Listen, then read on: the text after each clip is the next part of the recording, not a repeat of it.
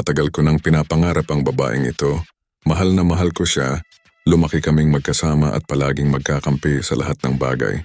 Ngunit sa kabila ng aking matinding damdamin, hindi ko magawang ipagtapat sa kanya ang nararamdaman ko. Lagi akong nanginginig at nawawala ang mga salita.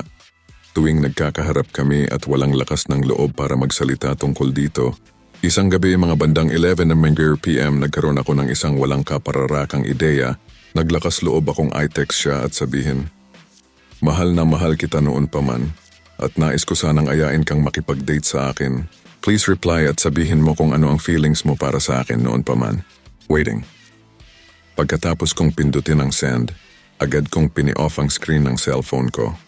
Wala pang 5 segundo ay tumunog na ang cellphone ko. Tanda na may nag-text sa akin. Bigla akong bumangon at nanlaki ang mata habang nakatitig sa cellphone ko. Na tila nag-aalala sa kung ano ang nilalaman ng mensahe. Naramdaman ko ang kaba at takot sa aking buong katawan. Kaya't napagdesisyonan kong bukas ng umaga ko na lang ito titignan at babasahin. Kinabukasan, agad kong tiningnan ang cellphone ko pero nangingibabaw pa rin ang takot sa akin. Ipinagpaliban ko ang pagbukas nito at ginawa muna ang aking mga morning routine. Nagdasal, nag-stretching, nag-exercise, nag-toothbrush, kumain ng almusal, naligo at nagsuklay ng buhok. Nang makabalik na ako sa kwarto, kinuha ko ang cellphone ko at huminga ng malalim. Buong lakas ng loob kong binuksan ang mensahe.